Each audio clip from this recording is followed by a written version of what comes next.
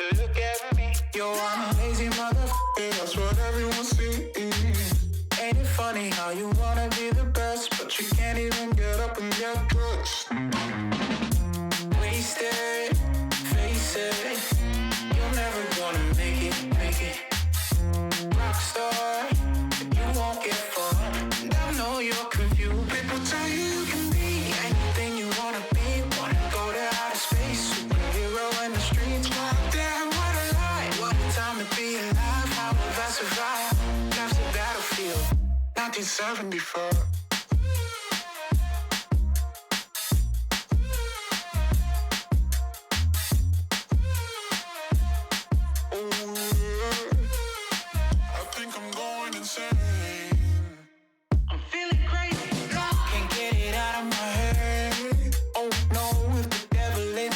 Takes hold, then I just might wind up dead.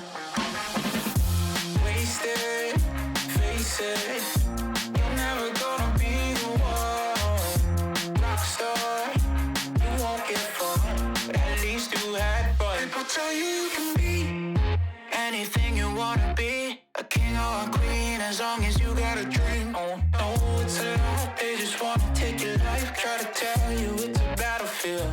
People tell you you can be anything you wanna be. Wanna go to outer space, superhero in the streets. Wow, damn, what a lie. What a time to be alive. How have I survived? Life's a battlefield, 1974.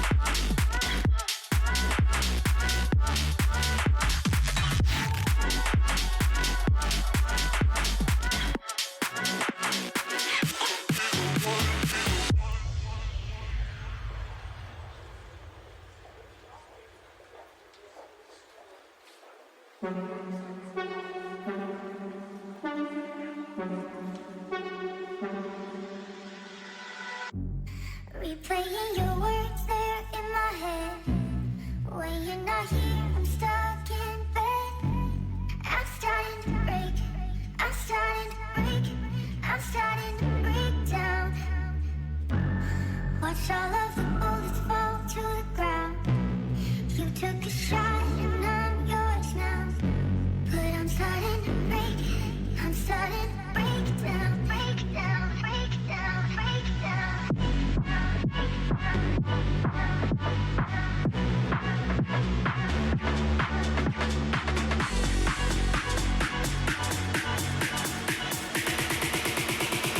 Could be the one that I'm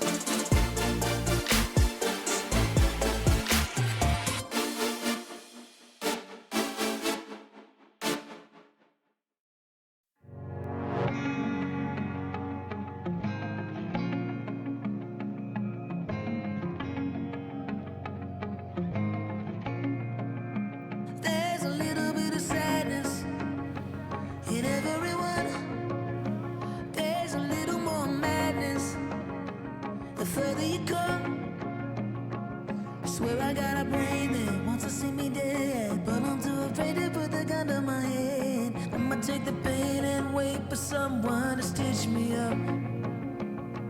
Oh, I just want to be loved. Oh, I just want to be loved. Oh, I just want to be loved. Oh, I just want to be loved. Oh, I just want to be loved. Oh, I just want to be loved. There's a little bit of anger in everyone. Oh, I can feel the danger. It's boiling up.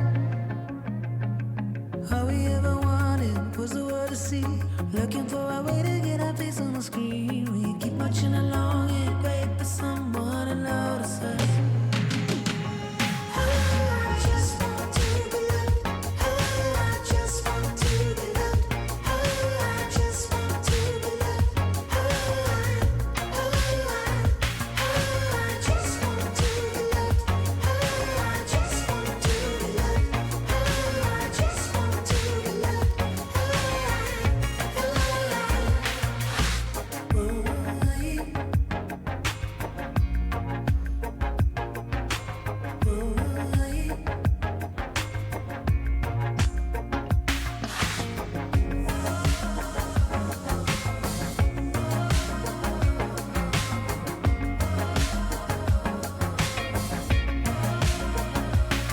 I just want to be loved. There's a little bit of sadness. Oh, I just want to be loved. There's a little more madness. Oh, I just want to be loved. There's a little bit of sadness. Oh, I just want to be loved. There's a little more madness. Oh, I just want to be loved. Oh, I just want to be loved. Oh, I just want to be loved. I just want to be loved. Oh, I just want to be loved. Oh, I just want to be loved.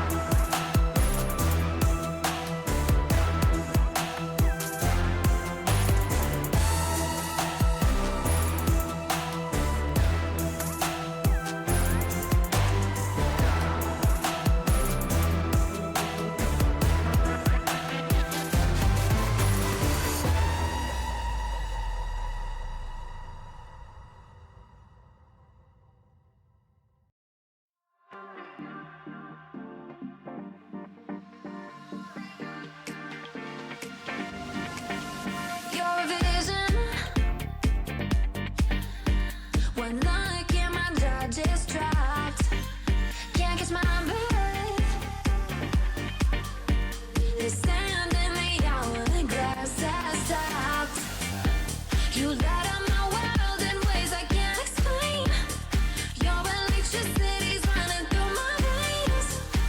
Oh, baby, I can't help it. I've never felt like this. Only you.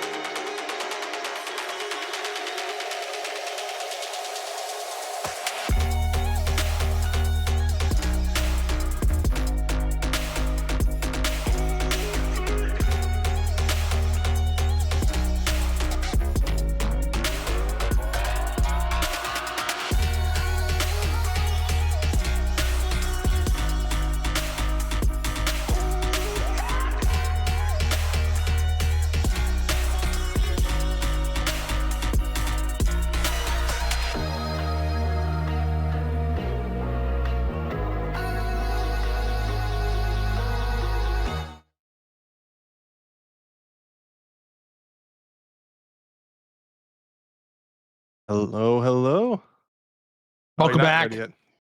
Trolling me.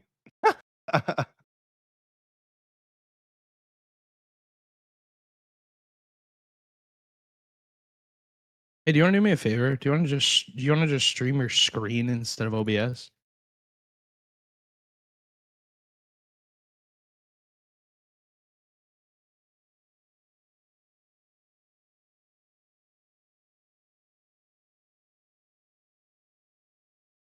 Boom. We're golden. All right. Hello, hello. We are back with some more season 12 action. We got premiered today.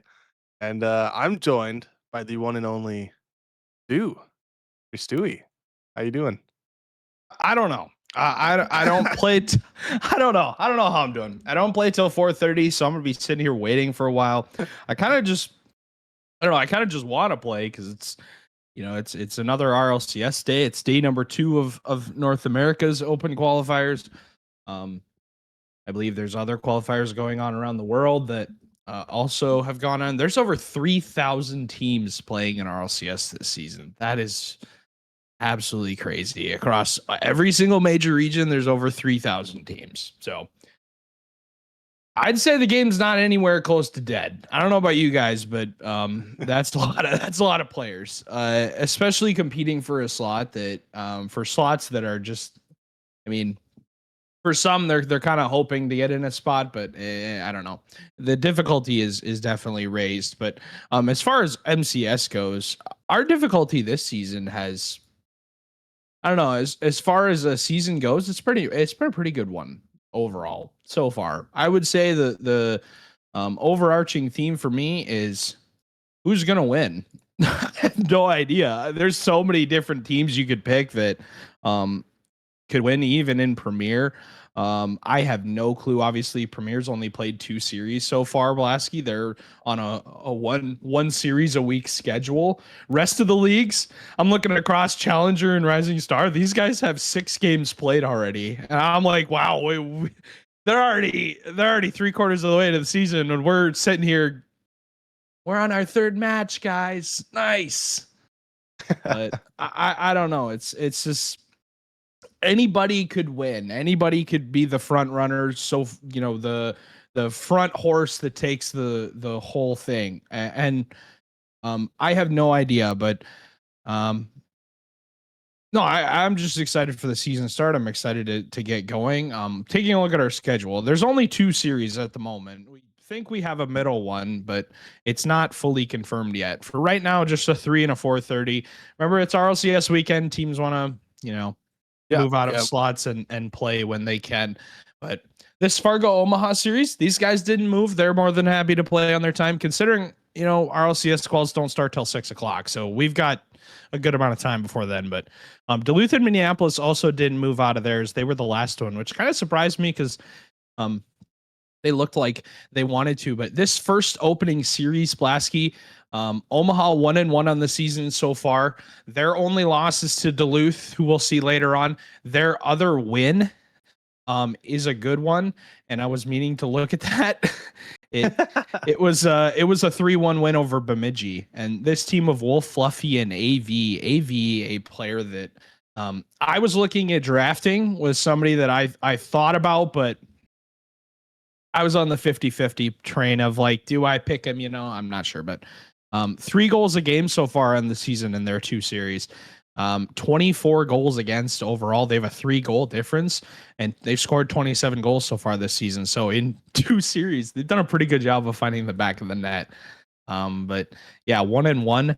This Fargo team not having the greatest road so far. 0-2 so far. They lost to Duluth also in their opening series of the season on the 1st of November, and only scored 19 goals so far, and they have 18 against. They lost last week in a heartbreaker to us. They lost game 5 overtime, and that was a very, very close series.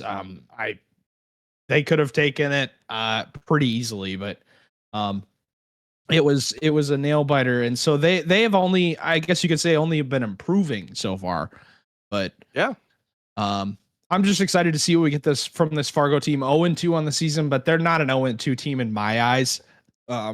Omaha, a team that's 1-1, like I said. And then that second series, that Duluth Minneapolis series, a battle of 2-0 teams. Both have 2 wins. Minneapolis beat Bemidji in 5 and beat Chicago in 4. And Duluth, obviously, like I said, beat Omaha in 5 and beat Duluth in 4. But so far, the most scoringest team on the field today will be Omaha. They have, like I said, 27 goals on the season. The rest of the teams, the closest they come up to them is 21 from Duluth. But Blasky, going back to us, do you have a prediction for this series? Yeah. So it's a little tough for me because I really love what Floppy's as the fresh GM of Buffalo. He is, I mean, all of the teams that he has are winning. They just have been winning and doing their thing. On the other hand, we have Fargo, Spooky, the GM, who historically last season, I mean, he had a top team everywhere. Both, I mean, his teams were disgusting, and right now his franchise is ranked 15th out of 16. So Yeah. if I had to go one way or the other, I think now's the time, based on what I've talked to with Spooky. He's like, I need to get this right. We need to get going, and it starts here this week. There were some hiccups, obviously, but I think Fargo Premier Team is going to be looking to make a pretty big wave here. And I'm going to say they're going to take this one. I'm going to say 5. I think Fargo's going to win in 5. I mean, obviously 0-2, tough to pick him. 1-1 for Omaha. I want to pick Omaha, but I'm also going to pick Fargo. I thought that they were one of the teams last week that they should have beat us. They outplayed us in multiple of the games, but we were able to scrape away. I don't think that Omaha is going to be able to scrape away here. I liked what I saw from this Fargo team. They're a very stout defensive team. Obviously, it's RLCS weekend, so you know they're going to be grinding. Especially Gavalanche. We'll see what Wubik and Evan, but I have not seen this Omaha team yet play. I did not get the pleasure of watching the roster play against Duluth because that was not on stream. So no clue what to expect here, but Omaha and Fargo on the field for Premier Week number 3. Their 3rd series of the season, and for Fargo, they're looking to right some wrongs. Look out for Evan and Gavalanche, the two that have kind of played with each other for a little bit now. We've been kind of slotted in to fill the gaps, but look out for AV and Wolf on the side of Omaha. And obviously GM, now interim GM Fluffy, is Gav is really the catalyst against us. We'll see if he can continue that over 600 points a game in our series. So he feasted on us. We'll see if he can feast on Omaha today. Yeah, 100%. And one thing to note, I mean, like you said, there are some really big names in this lobby right now. Gavalanche, Wubik, Fluffy Wolf. Then there's some new names I haven't got to really see a whole lot of prior to this. As we see Wolf get the first goal, a pass from Fluffy. And, I mean, first strike of the game goes to Buffalo here. Wubik gets caught out a little bit awkward. No one quite back with any sort of boost to make something happen. And AV, Av, whatever you want to say, I'm just gonna go with AV for now. But the high pick on this team, the one that was slated to be the playmaker, does exactly that. Gets Fluffy an open shot that hits the post. Wolf is just able to cover it up, and Cav infield pass to Evan. And like you said, some new names. Evan and AV. We'll see what we get from them. But so far, it's historically the ones that have made the name and have made the plays. It's Wubik and Wolf to start the scoring for both teams. Yeah, 100%. I mean, not a whole lot of credit for many players there. I mean, there were some mistakes, but great passes from the Steelhawks. Everyone was involved in that play. Everyone trying to get a little piece of the puzzle here. See AV now fly up, try to get one. Fluffy with a shot on net. AV almost gets the reader. I couldn't quite reach it. Fluffy now from the corner gets the shot off of his own pass. I mean, great follow-up from Fluffy there. Yeah. And that'll extend Omaha's lead back to 1. They did get the opening goal. Now they get their second goal. It'd be interesting to see what the overall overarching strategy is from either of these teams. How do they make plays happen not only with each other, but solo plays as well. And I was told that AV was somebody to look out for in every series. Somebody that's great on the ball. Don't really want to give a lot of time to, but I would say you could say the same thing about Gav. Don't really want to give a lot of space and time to, and boost especially. If you see one of those players with boost and the ball in their hands, they're probably going to make a play with it. There's a 2-on-0 free goal for Omaha. They catch out Fargo lacking, and that's something that my team saw last week quite a bit. This Fargo team not afraid to push up on the field and try and cut out the plays that are coming across the front of the opposing team's net, and that costed them a ton. We got many goals from long range, and Omaha looking to play into that, I guess, as well. But yeah, something I think Fargo is going to need to fix for the long run. It's just being a little bit more disciplined about their challenges at the front of the net. But beautiful catch touch from Gav, and then the flick forward. Evan's going to bump one out of the way. Wubik trying to pick the corner. It ends up being a triple commit from the Buffalo, but they are able to get out of the half. And now you see the time. Ton of space to work with here. Fluffy's going to end up bumping Gav off of it, but still. Ton of time here. Timmel from Wolf onto Gav. Got a little hairy for a second. Wubik's able to cover it up. But this one over halfway done so far. Game is in the hands of the Buffalo. Yeah, and we're seeing a massive just increase in bumps and demos from both parties, specifically the Buffalo, who are just trying to take advantage of every hit they can. They put a shot on net. Evan with a save to the corner. Wolf now tries to get a 50. Evan still on it. And it feels like Omaha have been in control a lot here. As I say that, Wubik tries to get it past one. AV with the save. Avalanche now in a 1v1 has to clear to the corner. And I'm seeing so many bump plays attempted here. Wolf now has to dive across to get a save. Fluffy staying up the sidewall. I mean, it's a 2-goal game, but anything can happen here. I feel like both teams are just putting shot after shot on. I mean, it's 8 shots apiece for both these teams as we see a shot on net. Avalanche to redirect to give the Fargo Seahawks their 2nd goal of the game. In Omaha, I did say that they have scored 27 goals, obviously 3 in this game. They're at 3 goals a game. They're right on pace for themselves. You know, they're dead set on their averages, and they're living up to that 100%. Their goals against, though, is way up there as well. It's up to 24, like I said earlier. They don't play a defensive game. That's not their style at all. Their style is they're going to beat you 6-5 or 5-4 or 7-6 if they have to. They're going to outscore you if that's the case that you want to play, or that's the game that you want to play. I don't know if that's Fargo's game. Fargo's game to me when we played them was defense, was, you know, getting that 1-goal lead and then kind of just not coasting, but playing smart and not throwing away your challenge. So far, it's been a similar story for them. They've been trying to do that, but with Omaha's prowess, it's not looking great. AV is going to take a ton of time here with a lot of boosts, but ends up kind of losing the ball, and that puts Wolf and Fluffy in a little bit of an awkward spot. They end up giving the ball to Wubik. Wubik and Evan trying to make a play happen. Fluffy, though, has the read off the ceiling. Gav immediately challenged by AV. No space on the ball. That one's going to be a huge touch up to Fluffy. He's going to drop it down. Wubik's right on the case, sitting on the backboard. Only 21 seconds here. Lasky and Omaha has the ball in this blue half.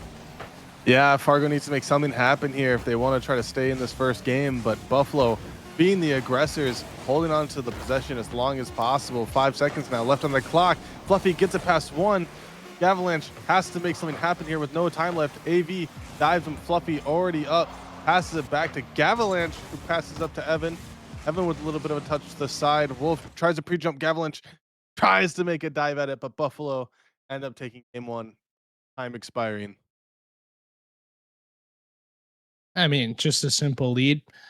As you know, interesting for sure to see what ends up happening, but yeah, I you know, just a simple fact of Omaha scoring too many goals and Fargo not scoring enough goals. And I mean, in a race of goals for Fargo, they're not going to win. It's just not their style of play. It's just not how how they were built, I guess you could say. But that one goal is going to be the backbreaker.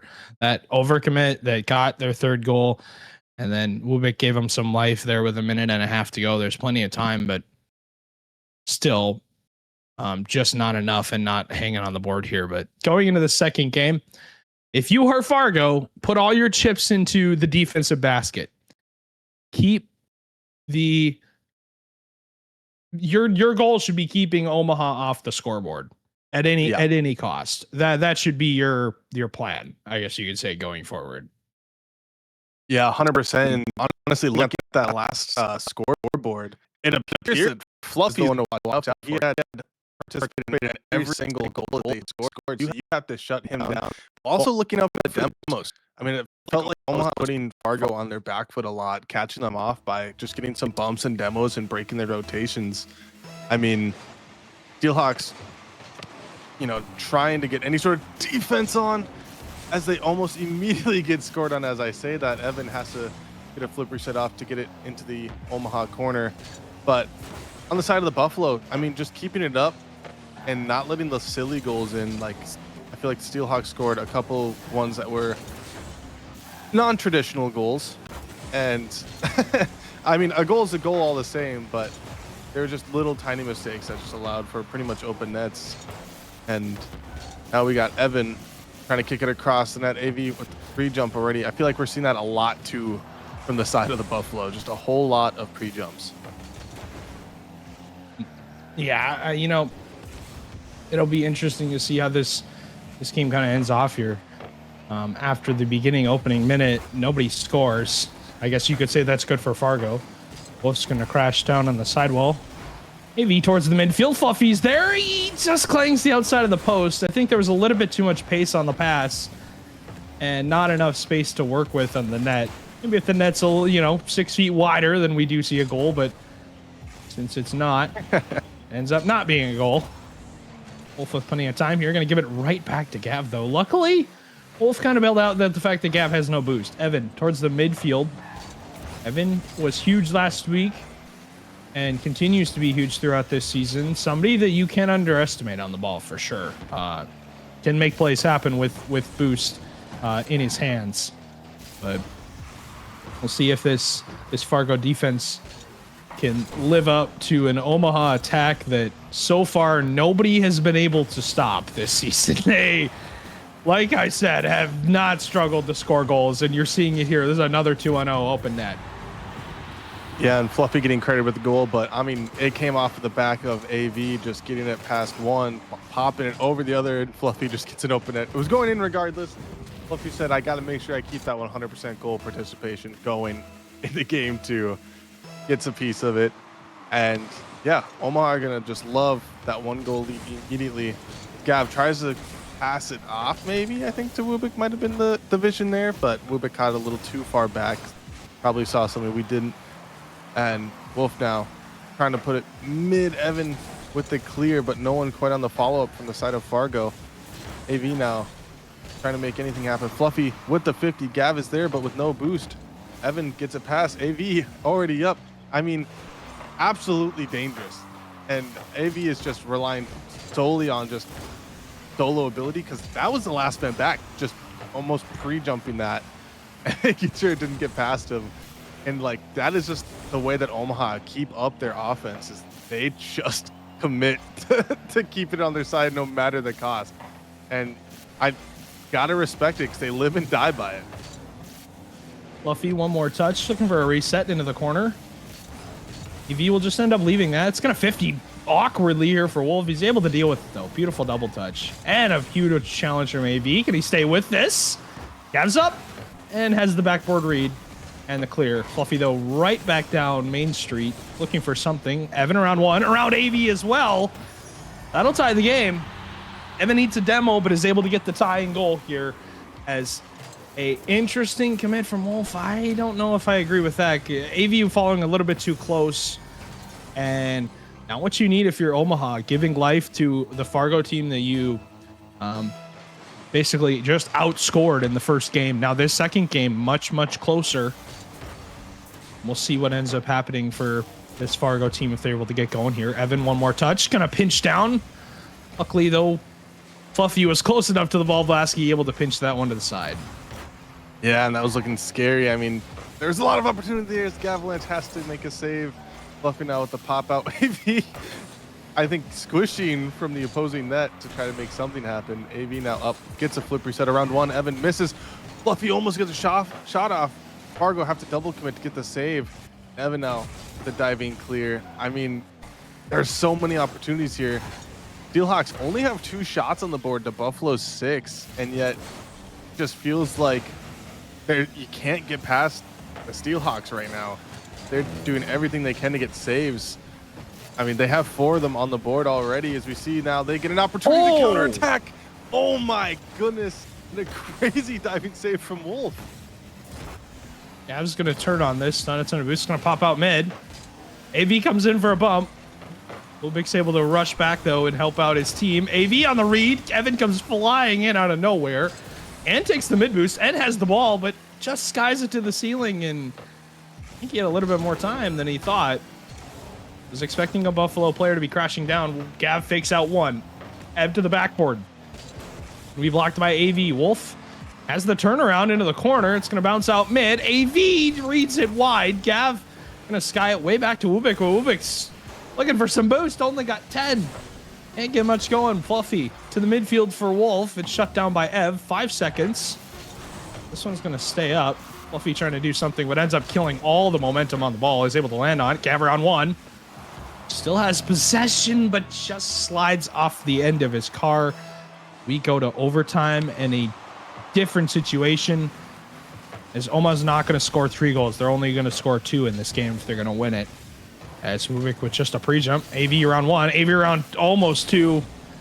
And just enough on the ball as Fargo. They're able to get a piece of it and get it skirted to the side. Evan, love that patience. Just taking time, gets around basically 2 players now as Wolf's not going to impact this play very much. He's going to have to jump early. Gav underneath him. Shot from Ubik. Fargo has tied the series. One thing I've noticed about the Steelhawks offense, they are, like you said, so patient. They're willing to play underneath you. They know, like I said, Omaha keep pre-jumping everything and playing high. And Steelhawks making it audible into just playing low many times to force them to respect something. And right there, it wins them the game in overtime. The ball, Omaha were having the offense the entire series. It's Steelhawks that come out on top because of that amazing defense. Yeah, defense a lot more controlled. 6 shots still for Omaha. They only score 1 goal, though. So we're, that 3 goals a game average, we're only a third of it. And the fact that you're able to hold them down to only a third of it is definitely going to feed into your ability. But like I said, they've given up 24 goals so far this season. They are not a team that is going to stop you from scoring. And at least, compared to, for example, like a Kansas City, who's only given up 9 goals so far. They one of the better defensive teams that we have. Chicago only given up 7, but they've only played 1 series. But it's one of those things of like, yes, they've scored a ton of goals, but they've also given up a ton too. And if you're going to play a defensive battle with them, I will take Fargo in that matchup all day long. Say that. AV has to make a dive to stop Ubik from getting an immediate goal. Evan now tries to get a pass off mid. Fluffy's already there. Avalanche is there to gather it though. And again, I feel like it's pretty much just an unstoppable force versus a movable object. And Steelhawks doing whatever they can to just make sure, because I feel like as soon as the floodgates open, Omaha get like 2 goals. They are just unstoppable. Yeah. Avalanche almost pours another one. Oh, AV has to get a diving save, but the evidence there anyways. And speaking of offense, the Steelhawks relentless at peppering this net. 1 shot, 2 shot, 3 shot, Evan scores.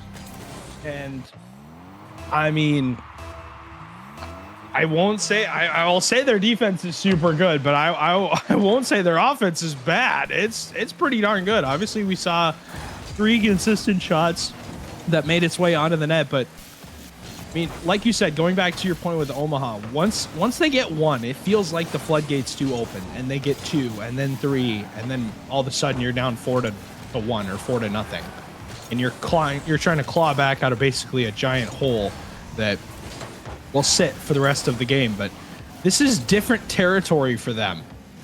Now down a goal in this third game. They led basically all of game number 2, gave up a goal with a minute and some change left. Oh no! Absolutely massive mistake on the goal line by both parties.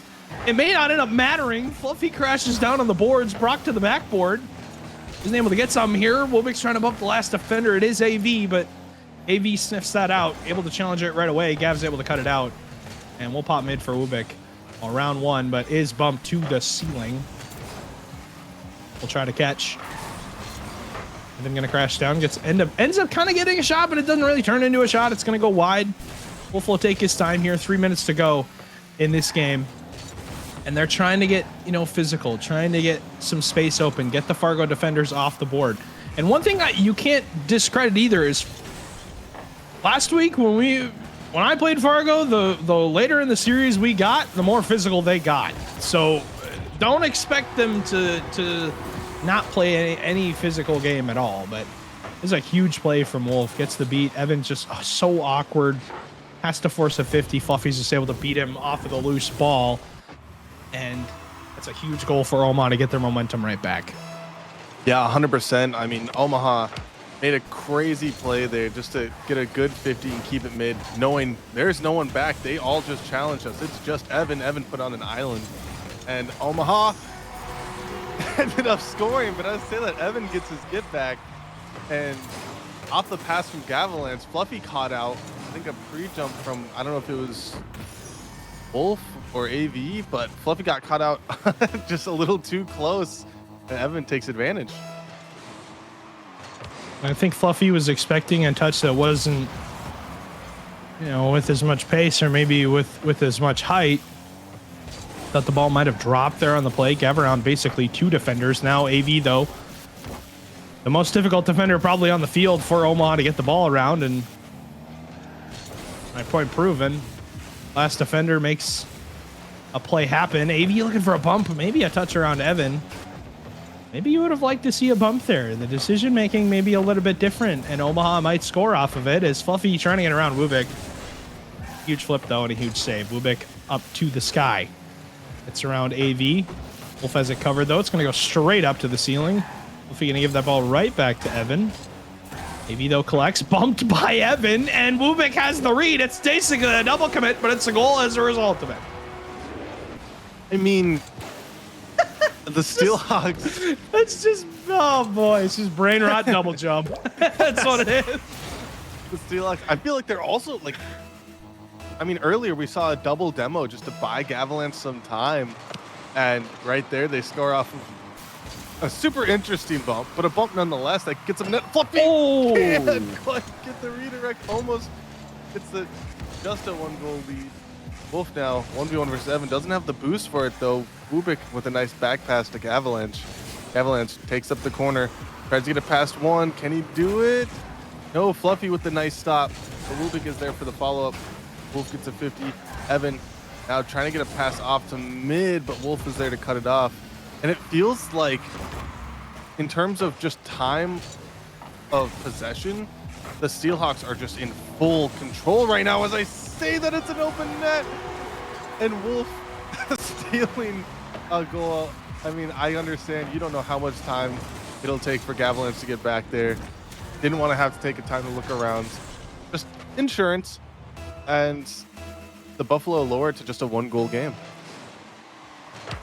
Minute 09 to go. Still plenty of time. Wolf will not get the boost. Stolen away by somebody. Actually, it did. A little bit of a delay there. Replay bug. Did have the boost. AV towards the net. Wubik, though, has the demo on Fluffy, and that would have been the tying goal if Fluffy was alive and well, but huge demo from Fargo. Able to get that one out. Evan around 1 will be bumped off. Wolf will collect. Gets bumped off by Evan. That's AV and Gav just last 1v1 pretty much. But Evan will end up demoing Fluffy and Gav on the outlet. 1v1, this is where he wants to be. Does not hit the target, only hits the post. 30 seconds to go. Evan still crashing down. Fargo trying to hang on to this advantage here. 50-50 into the midfield. Gav gonna end up missing it. Somewhat just leaving it. AV now. Going for the bump of the last defender. It's open. Wolfie hits the backboard. Double commit from Mubik and both Evan jump. It's gonna go into the corner. Fluffy loses possession of it. Wolf up the ladder. Towards the net is Mubik. Gav on the follow. That's gonna be on target. Disastrous for Omaha, as that probably should have been a tie game, but aren't able to get it done. We will have a server reset after this game. Yeah, I believe it came coming off the back of two unfortunate. I think were both of those this game. Both the open net misses. Just super unfortunate for the Omaha Buffalo. Looking to maybe get a server reset, a little bit of, you know, buggy touches and whatnot. And for the side of the Steelhawks, they played out of their mind. They were playing so well, and like, but again, if Omaha were hitting those open nets that they had two of them miss, that's a very different game. I mean, we were going with like 10 seconds left, 4-3, in favor of Omaha. So I understand the request for a new server, because we could have seen something totally different. Do we leave the game? Oh, I gotta leave the game. Oh, my bad. Oh yeah, make sure we add a game for Fargo, by the way, on the on the score sheet. So Fargo up 2-1 now, one game away from winning, but we'll see what ends up happening here going into this game number 4. As my apologies, should have left the game a little earlier on me. We'll see what happens here though. Game number 4, loading on in. We have a server reset. Everything's good to go now. We'll see what ends up happening. Evan, a 50-50 Wolf. Big challenge, moving to the backboard. Ev right away, crashing down, trying to get some plays. And there's the bumps, the physicality like I was talking about, but Evan's shot is wide. Fluffy, you're on one. They demo the defender. Evan still has the touch. And somehow Omaha do not score off of that. That was incredible. They are going to score, though, as Wolf just lands on the touch. Fluffy has the open net, and you thought for sure this is a guaranteed goal. Yeah, I mean, 100%. I thought that was wide open. I thought he was caught out too far with the bump happening too. But luckily, Evan dove back and got it. It wasn't enough to stop them from scoring overall. But again, I don't know if you've noticed, Fluffy still has been participating in every single Omaha goal. And as I say that, Rubik gets a tying goal here off of the touches from Gavalanche here. A great, just one touch forcing Fluffy to make something happen, but Rubik with a close follow-up. And score is now 1-1. We're only 36 seconds into this game. Yeah, I mean, opening goals for both teams were early on, so still plenty of chances for more goals here. Maybe they're going to get another one. Evan hits the post.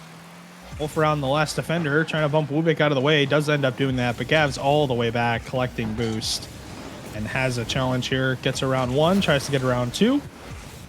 Wubik will not get around any more players. Fluffy straight out for AV. Back to Fluffy. It's going to be a shot, but not a ton of pace on it, and not enough. It just becomes an awkward play for Omaha to work with. It. Neither one of them really has any boost and any sort of control here to make a stop, but we're going to get one demo. Fluffy trying to get around Evan, but ends up getting dunked by Gav. It's that straight in his net. It is. I mean, just straight power shot off the 50 here. Or I guess rather dunk. AB thought, you know, I'm safe here. We have control of the ball. There's no way it goes straight at my net. I can't blame him for thinking that was a safe time to try to get boost, but he gets caught out. And now Steelhawks end up with the 1-goal lead on match point here. Game 4. We'll see what ends up happening. As that one's going to hit the post, crossbar, whatever you want to say. Same difference. We go sky one for Fluffy. Fluffy's been living in the half, trying to, I guess you could say, get some touches in the air, collect the ball. Gav around one, gets an insta flick, dunked by Wolf. Just collecting possession, our Omaha, trying to get some sort of place. Gav, I think that was a double demo on Fluffy. I know, just AV and Wolf. Wobik with the double is going to be blocked out. AV, another touch, but it's not able to get anything to go.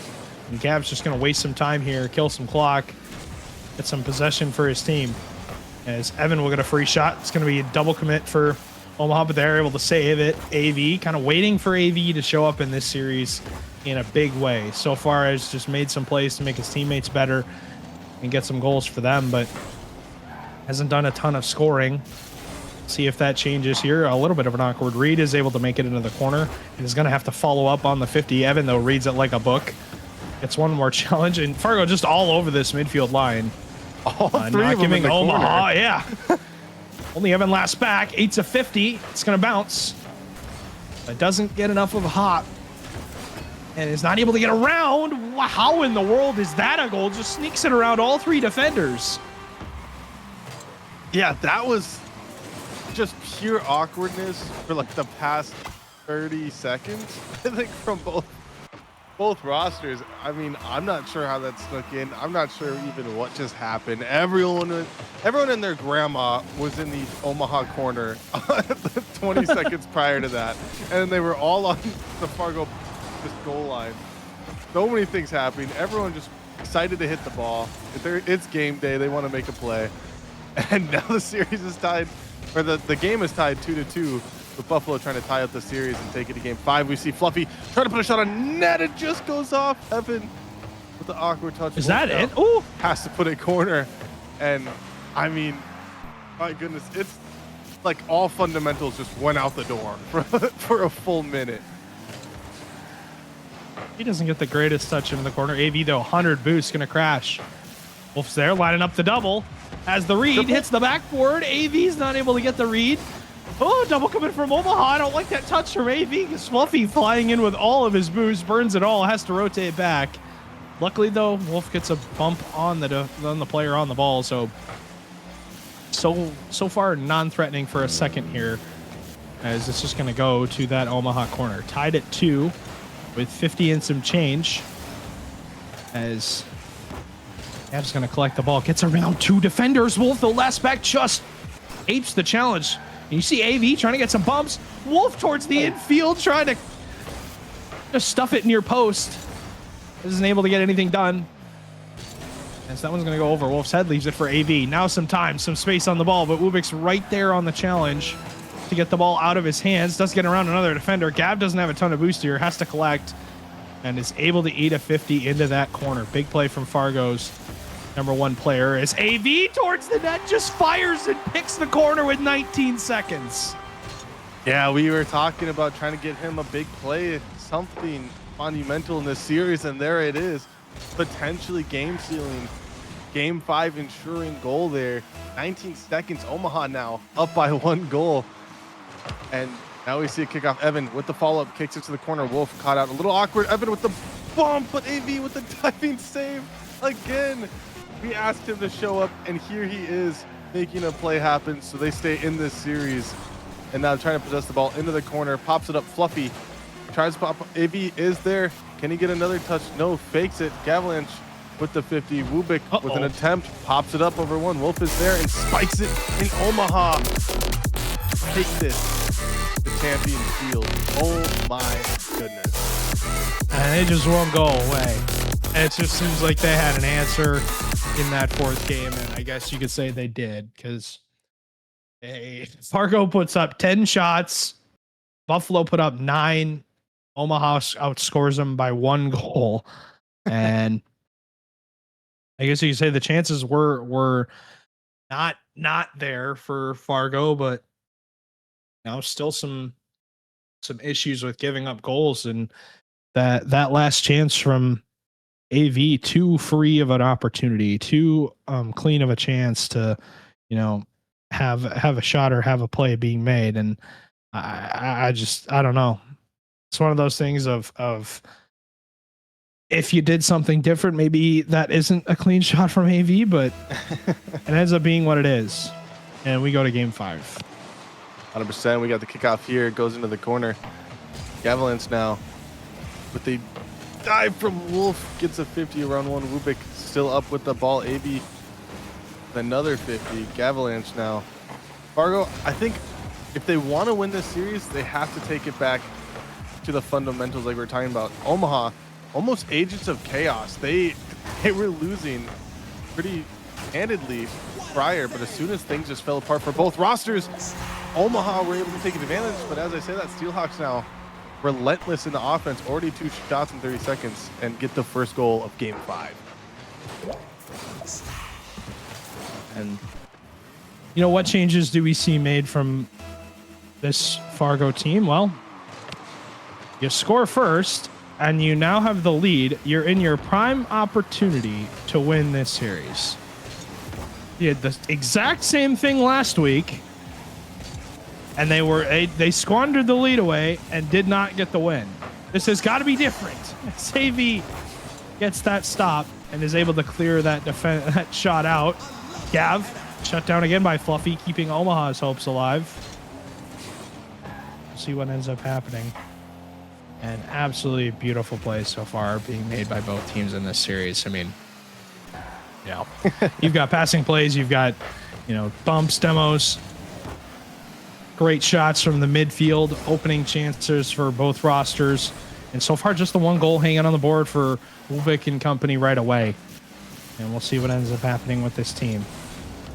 100%. I have no idea who's going to win this. I don't have a clue. Yeah, and the thing about Fargo is they are completely comfortable trying to just hold on to this 1-0 score line. I mean, they have been relentless on defense, and this is right in their wheelhouse. However, Buffalo, they're not known to be held scoreless. So they might want another goal as a little bit of a cushion. As I say that, Rubik just goes missing. The Avalanche now tries to pop it across mid, takes it past one. Does get a nice pop into the midfield. No boost to follow it though, as it falls right into Rubik's lap, but AB is there faster than anyone on the field. Gets a 50 out mid. Rubik waiting for it to go across. Wolf with the nice 50. AB there, but it gets saved again, and it feels like Omaha can't buy a goal.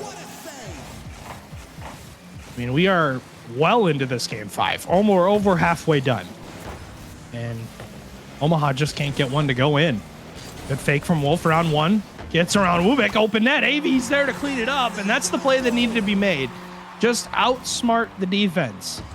Don't overthink things and expect them to make every touch and every play. As huge cleanup from AV. 1-1 now in this 5th game. And if you are Fargo, this has got to be a win. I mean, you score first, you now obviously give up the lead, but with how last week went, and so far your season, you're 0-2, you need to get to 1-2. As Gav, and still plenty of season left, but gets a flip reset. Shut down by Wolf. Ubik underneath the defense. AV's going to get a great touch to the corner and collect the corner boost. Eats a 50 though from Evan. It gets a little awkward here, but Wolf's able to get a touch upfield for his team to chase. Fluffy going to pop that one in. AV out of the corner. Ooh, that got close. That one's going to bounce again mid for Fluffy. Ends up getting a shot, but is blocked out. AV trying to follow this, but is shut down by Gav. And Fluffy will cut out the midfield, looking to keep pressure for his team. AV a little bit aggressive on the steal of the boost there. Ends up leaving it for Wolf. Wolf to follow this one up. It's going to bounce mid. AV overextends on the jump and is not able to be able to hit that ball. Ubik around one, trying to bump the last defender. It's Fluffy, but he's able to make a touch and avoid the bump. Sitting inside of the net, you're just waiting for somebody to challenge. It ends up being AB to cover it. Double commit from Wolf and Fluffy, and one of them will not be on the field to make this defensive stand. It is AB instead. Fluffy spawns on ball side and gets the clear. Evan, though, has the touch. A minute and 5 seconds about now.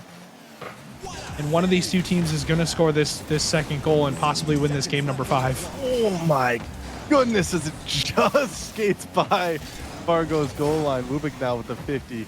I mean, this is about as close of a series as you can get. I don't remember if this is completely true, but it feels like, has every game been a 1-goal game? I believe so. If not, at most 2. And now we're in game 5, and it's all tied up with 38 seconds left. I mean, it's the nerves of steel that a roster is going to need to get past this. It's outstanding as we see Fluffy now diving to make a save. Gavalanche off the corner. AV is up before Evan, but Evan with the dunk. Wolf now with no boost has to just try to get any touch away. Maybe over to Fluffy. Fluffy with the hard clear. Gavalanche now last man back. Luckily, John doesn't put on net quite yet. Evan with the save. As awkward as possible. Gavalanche now trying to get one. Evan pops it over one. And Steelhawks just scrape by. Could have been a goal in favor of Omaha, but we got a game 5 overtime. Back-to-back second week in a row that this has happened to Fargo. We'll see if they can right the wrong from last week. Avalanche underneath the Fluffy. Almost around AV, though. AV sticks on the high touch and gets a demo on Wubik. Wolf goes to the midfield, shut down by Evan. Neither of these teams wanting to give an inch here. Wolf's going to collect that one, gets around the last defender, but it is Gav there to clean it up and make that touch, and gets a redirect. Av is up. Evan, excuse me. AV gets the touch, though, and is able to get the clear. And it is just as close as you could want it. Gav trying to bump Fluffy, though. Fluffy was up in time and gets around. Evan towards the net. Shut down by AV. AV, though, loses all of his momentum, runs into his teammate, as that one's going to pinch all the way back down. Evan's a little awkward here. One's going to 50 to the ceiling. Evan just lands in front of Gav. Gav, though, has enough boost to make a play here. Gets a reset. Shut down by Wolf. Fluffy and Wolf double commit. AV comes out of nowhere to make that touch. It's going to go back midfield. Fluffy to Wolf. And he just overran it. And at the midfield line, it'll be Wubik to collect, but bumped off the play by Wolf. AV into the sidewall for the wrong team in Evan. And someone's going to pop midfield. And we are on a razor's edge at this moment. I don't know how Fargo did not score on that shot. AV basically screened on the play as like a defender in hockey, and is still able to make the stop. And looking for one more touch here, but Fluffy will just hit it straight to the backboard. Wubik collects it and gets a flip. We're able to stick on this. Double commit though from Fargo. It's a little awkward. AV trying to get around Evan. Evan, though, last back makes a huge stop. And stops from both sides, able to keep their hopes alive in this 5th game. I mean, we're seeing Wubik 10 shots from him alone. Cannot believe they've not walked away with another goal. AV now with the dunk for the net. Wubik with the touch to the side. Evan pops it up. I mean, this series alone has so many implications for the entire season. As Evan tries to pop it mid, Gavalanche is already up. And now Wubik last man back 1v1 versus AV. AV doesn't get the touch that he was looking for. Wolf now gets a touch, gets pinched over to the Omaha side. Fluffy, AV, caught in the corner. Wubik is up, gets faked though. Gavalanche with a 50. Oh my goodness. Like you said, neither team wanting to give a single inch here. Fluffy now has his opportunity, full boost. Kind of gives the ball away. Gavalanche with the diving save. And it is just as intense as possible. Both teams having so many opportunities, but just stellar defenses all around. There's some lag that happens. Some internet problems, I believe, for our producer at the moment, as that one's going to go to the backboard. AV is able to make the stop on the respawn. Fluffy around the one defender. Shut down, though, by Wubik immediately. Fluffy and Gav demo each other. Wubik, that's on target. Stopped by AV, whatever you want to say again. Evan under one. As Gav's going to hit it around Fluffy, and it was Wolf, excuse me, a rough ending to the 5th game. Yeah, GG's all around, guys. Absolutely amazing series from both teams. Wolf on the respawn just had to rush back and try and make a stop, and that is a massive win for Fargo's confidence for this season. They're able to get this one in overtime 5 over the Buffalo, who now fall to 1-2 on the season, and Fargo goes to 1-2. So important series for them to win. We'll see what ends up happening here, but always a interesting series for both teams. As I don't know, it's one of those things of like, I wish things would have been, different for this Omaha team. Especially in that fourth game, it felt like they could have won or could have won that a little bit more convincingly. And if they did, Yeah. maybe they have a little bit more confidence going into the fifth game. But since it was such a close game, it almost just gave Fargo the confidence that they needed of like, all right, even though they beat us, they had to play very, very good to beat us, and they still barely beat us. And it's like, we still have confidence in ourselves, to understand that, even if they took us down and forced a game 5, they had to play really, really well to do it. And I think that's just the confidence that Fargo came into the game 5 with, and they were able to pull it out. But I mean, huge bounce back win. You lose back-to-back game 5s in overtime in back-to-back weeks, and there's only one series a week. I mean, your mentality is, I'm sure some of these guys can handle it pretty well, but it's not doing well if that were to happen. And with now us at the point of the season where the first trade window coming up soon, we'll see what kind of moves are made. Not a ton of free agents on the board, but there is some, so there still is the flexibility to move some rosters around, some high level players available that could change your ways. But remember, free agents are not always the answer to your team. Sometimes, you move players around to other rosters and you trade for players on other rosters. That is a possibility. So, keep that in mind. But this series on a razor's edge the whole entire time. I mean, wow. Yeah. That was a really good one to start off the day. And not only that, like you said, the trade window is important. This seeding is getting completely changed now today, as this was a third of the games played for Premier.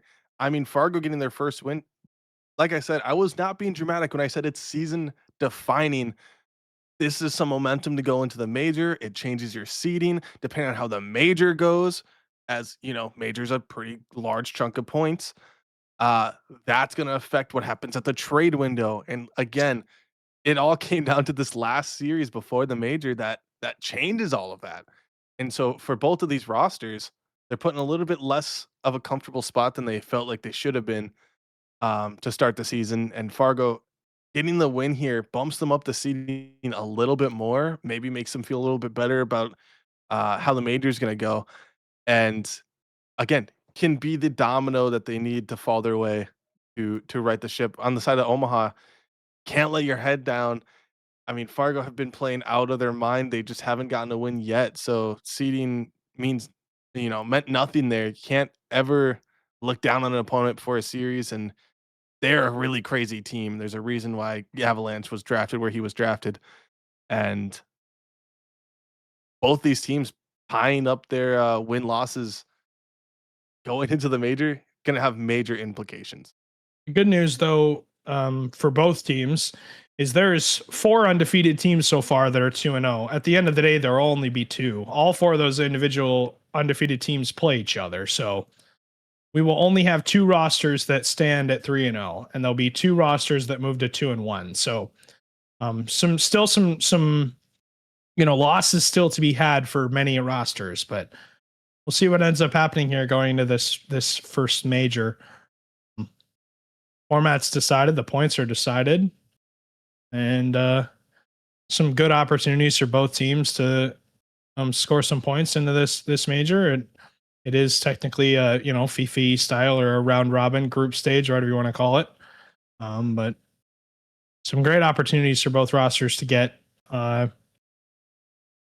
their first, I guess you could say, big point spread on the board. Though there'll be some teams that get a ton of points next week is when it comes up. So in basically 7 days now, we're getting close to kind of the big parts of the season. But it's crazy to think it feels like it just started,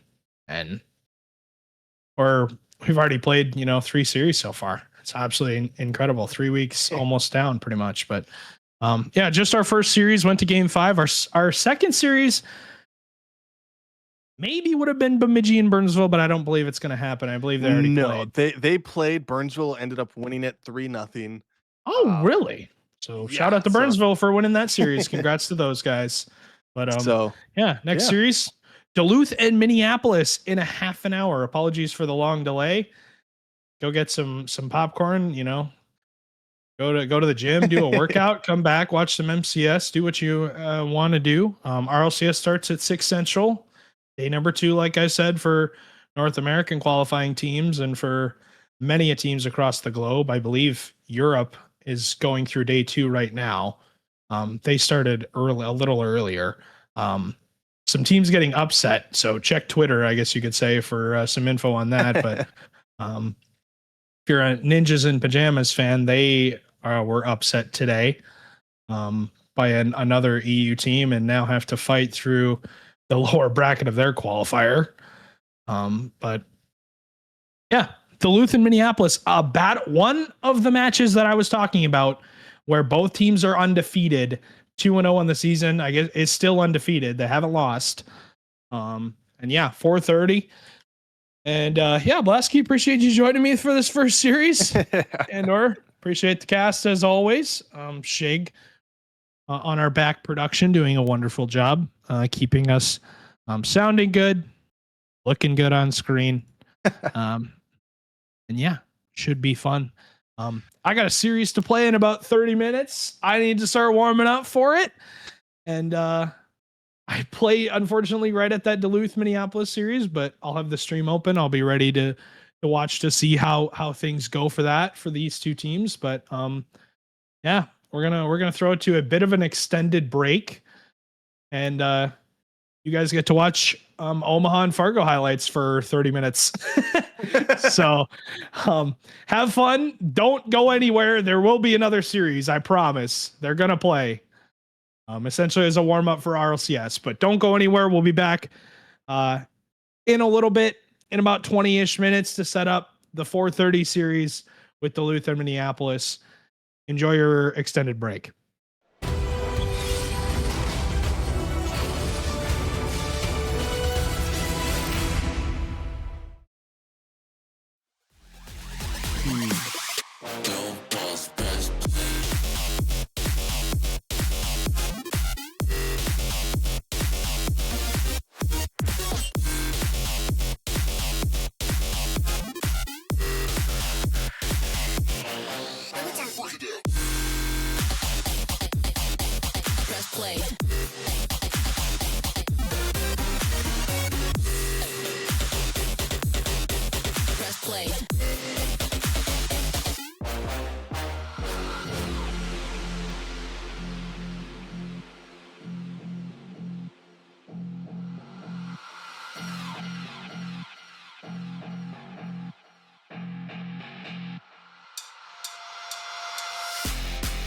Don't pause.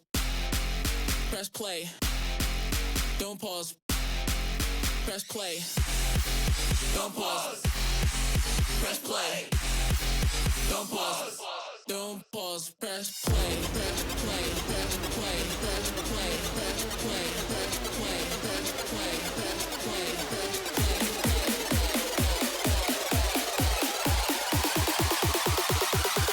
Don't pause. Press play.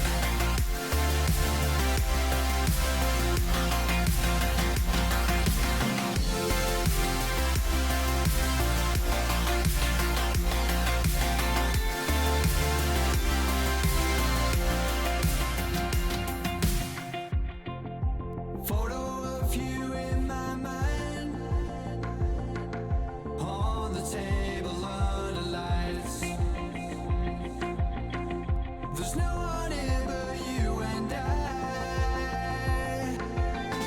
This neon town is yours and mine. I said, hey, Carissa. Stayed up through the dead of night. Laying we watched the world get alive. Hey, Carissa. Sunlight freedom in your eyes. Please don't leave now.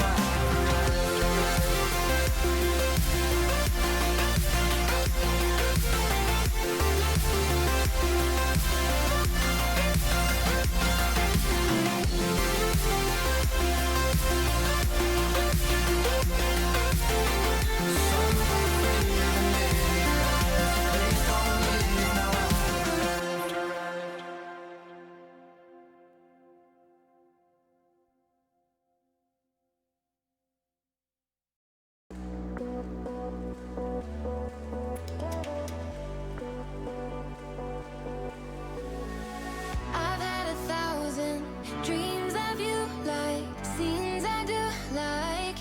I stop counting, feels I could try.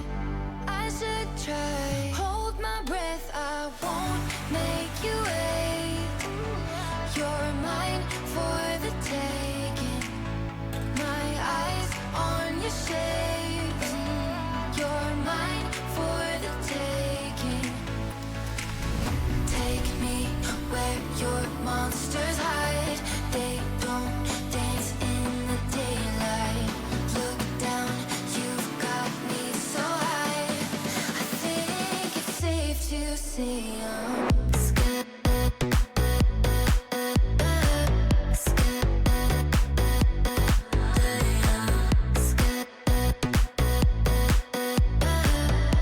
I think it's safe to say I'm scared.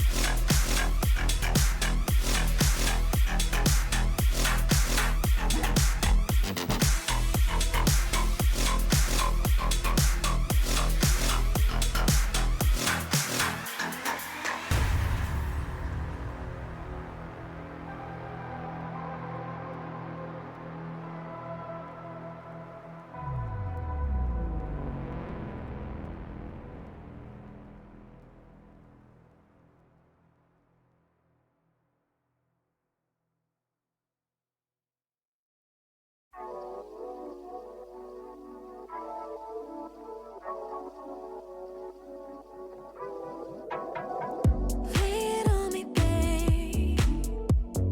Feel like something's happening. Every time I lose my way, I find you finding me when I was trying to be alone. Didn't plan it, happened on its own. Now you're here and there's nowhere to run. Alright, if I had to choose, it'd be me and you. If there's no us, alright, nothing left to lose. There's no me and you. Where would I run? I wanna fall in deep, I wanna jump. I'm with you now and there's nowhere to run. Alright.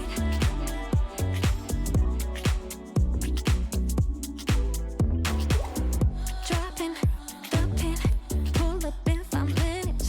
When I come through, it gets ridiculous. Locking the door, dress on the floor, got me wanting more. Was trying to be alone, didn't plan it, happened on its own. Now you're here and there's nowhere to run. Alright, if I had to choose, it'd be me and you. If there's no us, alright, nothing left to lose.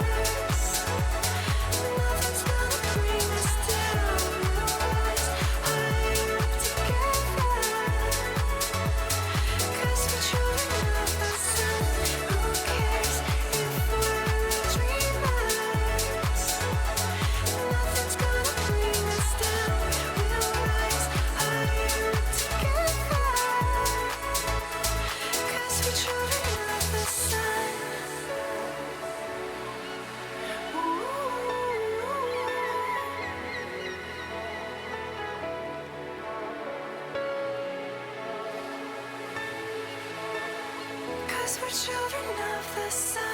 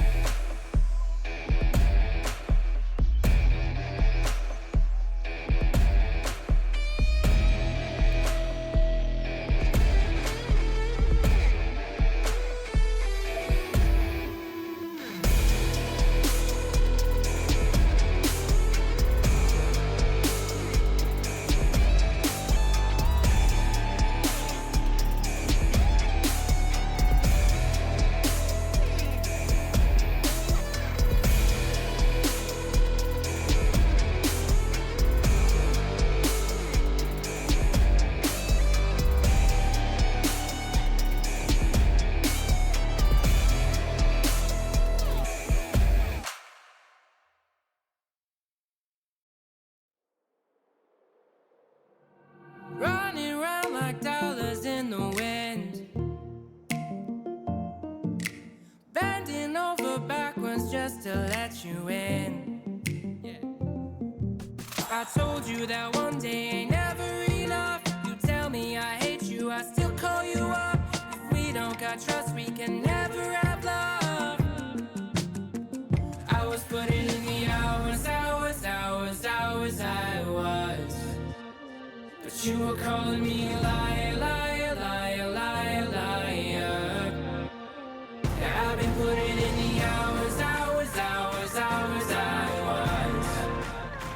And it's coming down to now and now and now and now and never. I was putting in the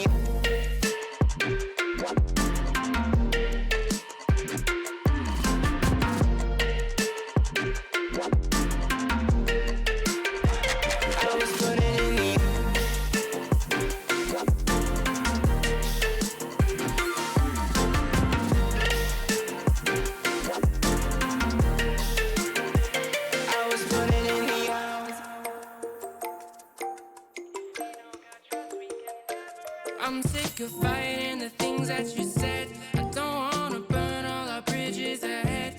I'm tired of going to bed when you left me on red just to turn up the noise in my head. I told you that one day ain't never enough. You tell me I hate you, I still call you up. If we don't got trust, we can never have love. I was putting in the hours, I was. But you were calling me a liar, liar, liar, liar, liar. I've been putting in the hours, I was. And it's coming down to now.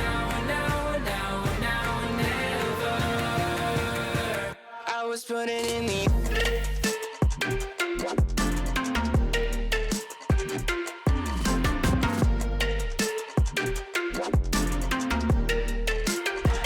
I was putting in the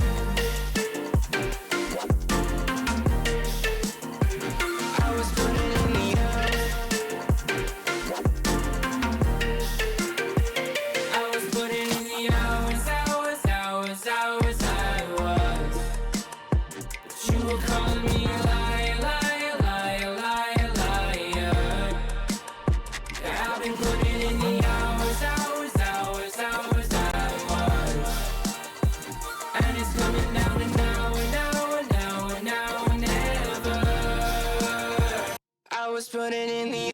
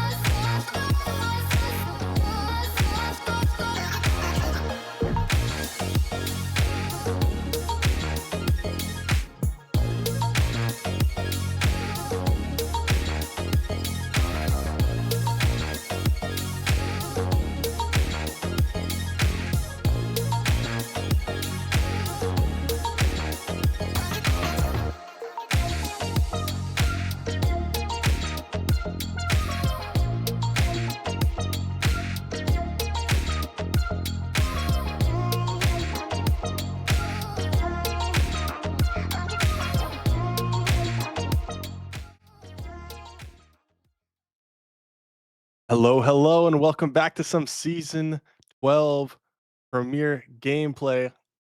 Right now, we're going to have Duluth Superiors and Minneapolis Miracles face off for our final game of the night. Both these teams are currently sitting 2-0 with an exactly 3 game differential. This has massive implications for the major coming up here next week. And I mean, they're the 3rd and 4th seed, so they're super, super close right now. We have 2 really, really good teams going into this. So on Duluth Superior side, we have Garcia, Fours, and Wesley. On the Minneapolis Miracle side, we have Sean, Tox, and Eli. Now, both these rosters, a lot of people, for some reason, weren't super high on them. I thought they were going to be insane, but I guess I'm not a ball knower, but I low-key am a ball knower. Um, as we see, they're both top 4 in standings. They're all playing out of their minds. This match is going to completely move the standings because, neither of them have lost a series yet. To be fair, they've only played 2 apiece, but it's a third of the matches played. It's going to have a ton of points swinging one way or the other. Do we have everyone in here? I don't believe so quite yet, but we're getting close. We're missing 1. But I'm super excited to cast this. I am by myself today, but no worries there. Not the first time I've done this. Probably won't be the last unless, hey, more casters sign up. Either way, I know today's a super busy day with RLCS and whatnot. As we get players into the lobby now, super excited to see which way it falls tonight. As we see Sean and Fours on the kickoff. Eli actually diving across. Good bump from Tox here. Sean kicks it up at the backboard. Garcia already up in the air. Eli tries to get it past one. Wesley's up, but he gets bumped on accident by Garcia, his own teammate.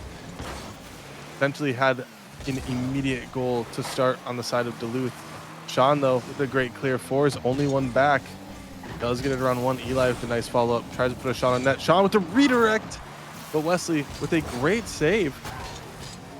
Hawks now cut on the back line. Has to jump up for this. Doesn't. Sean already up. Fours kicks it to the corner. And we're seeing already, it's been a trend lately. I feel like a lot of teams typically start off slow. But tonight, I mean, all teams are just fully operational out the gate game one. So good on them as we see Fours now. Try to get it past one. Tries to get a pass off to Garcia. Garcia is there. Gets the pop. Gets bumped. Wesley now tries to get it past. Couldn't quite get it. Garcia with the slow bouncer. Eli with a nice clear. Both these teams, I mean, 5 shots and it's been a minute. Last series that I was casting, we had a couple games like that, but I don't think it was game one that both teams are so aggressive that fast. Garcia now tries to get past one. Eli kicks at the backboard. Wesley gets a great touch to the corner. Tries to get it past one. Tox is up. Gets it to mid. Sean is there for the cleanup. And the Miracles are the first to strike in match one of the series.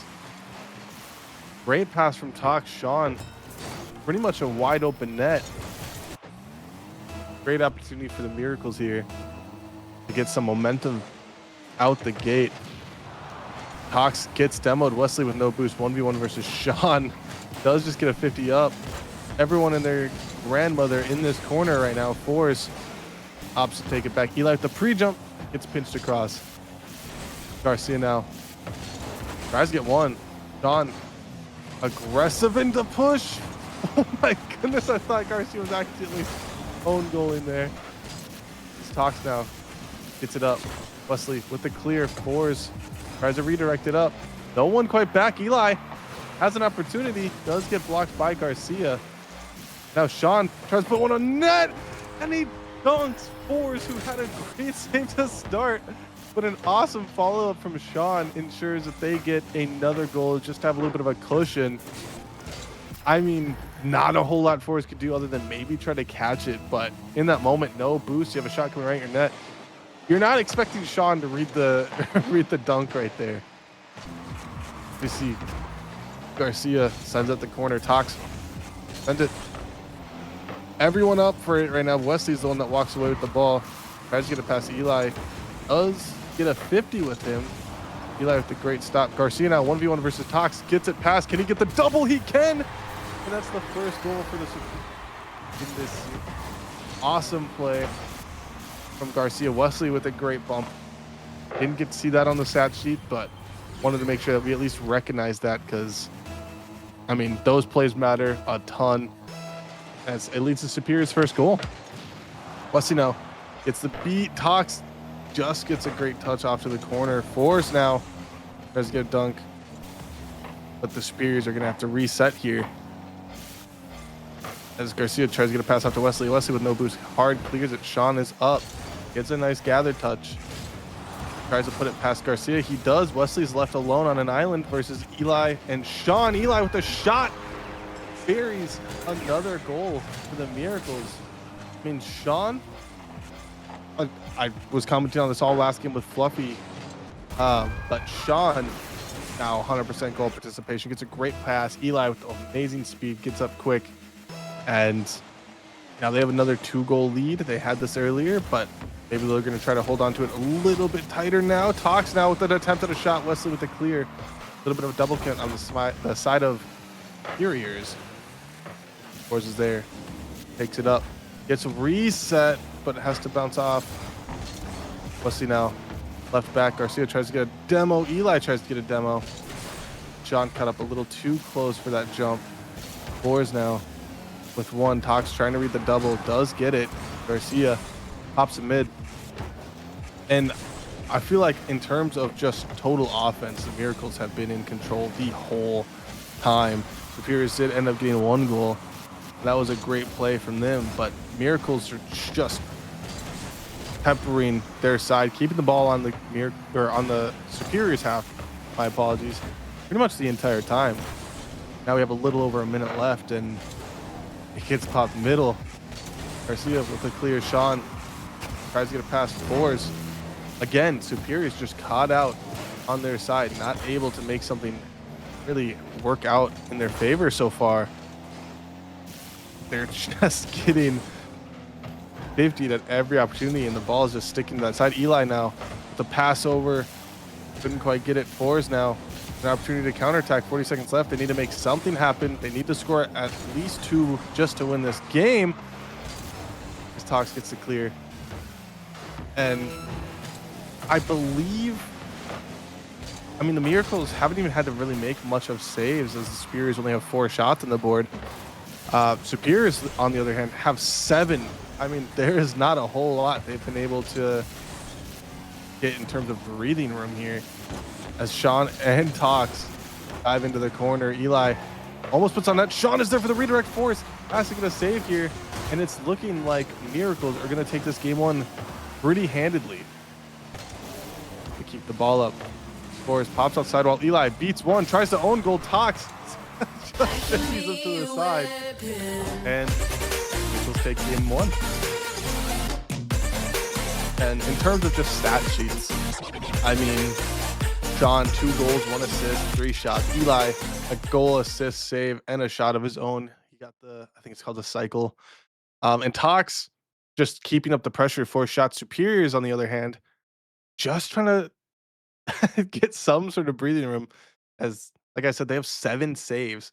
Fours and Garcia with the only participation in a goal. Wesley just trying to get something to happen too. They only had 4 shots on the board, so not a whole lot of offense generated for them. I'm interested to see what type of changes they make going into game 2. Maybe a little bit more bumps. Honestly, one thing I noticed is the Miracles do not allow a whole lot of passing plays. They are cutting off passes and saying, you have to beat us individually. And I mean, the Miracles are winning most of these one-on-ones. So maybe the Superiors take a little bit more of an aggressive play style where they just try to get a 3-man passing play, or maybe they go the opposite route and try to play better one-on-one situations. But I mean, Miracles have been stopping them the entire way. You see the kickoff now go in favor of the Miracles as Tox gathers the ball, gets it past one. Fours is there, tries to get a double, but Tox cuts it off. Wesley gets at the sidewall. Garcia now with the follow-up. Sean is there, a little bit of a fake. Tox has no boost. No one on the Miracles having much for boost. He gets pinched over to the side. Sean gets 1 touch, but passes off to Fours. No one quite up to stop it, but Tox gets a diving save.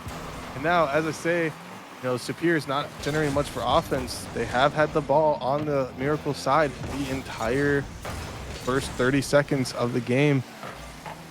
Fours now clears it off to the side, gets a 50 out mid. Eli is there, but couldn't quite get the bump or 50. Gets pinched out, gives Miracles possession once again. It's one thing I love about this league is being able to just watch just kind of the evolution between each tier. I mean, Premier is getting insane as Garcia gets a great touch over 1. Force cleans it up. I'd say over 1. Actually got it past 2 and then hits it over Sean even. Hits it past all 3, essentially just giving Force a super open net. But again, open nets are really hard for some of us. So good on Fours for a nice follow-up. Tox gets slightly bumped. Eli now has to make a touch to not give Superiors a second goal because that was a pretty open net.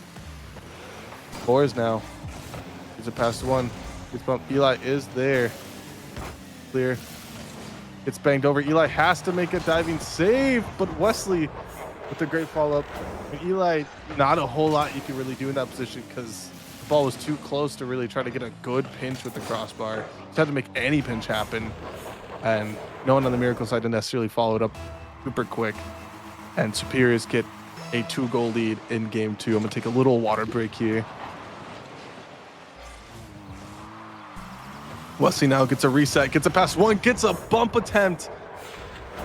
And I mean, I don't know if they're listening to the stream or something in them just woke up, but just not even allowing the Miracles to get a shot so far in game 2 after I said the Superiors were getting outclassed on offense at every turn. I mean, oh my goodness, they are playing out of their minds right now.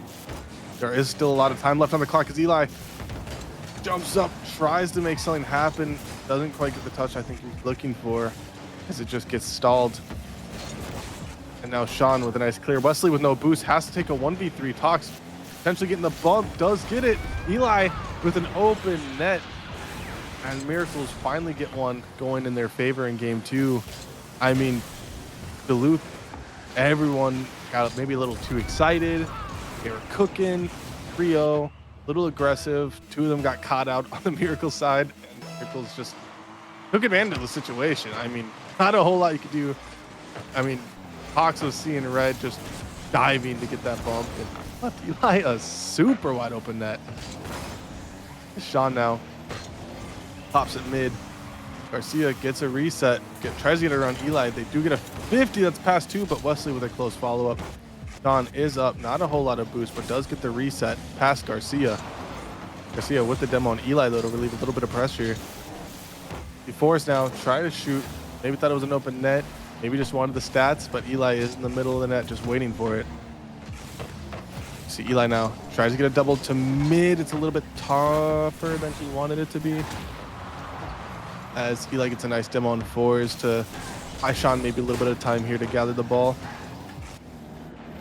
Sean now tries to get a pass 4s, does get a little pop over.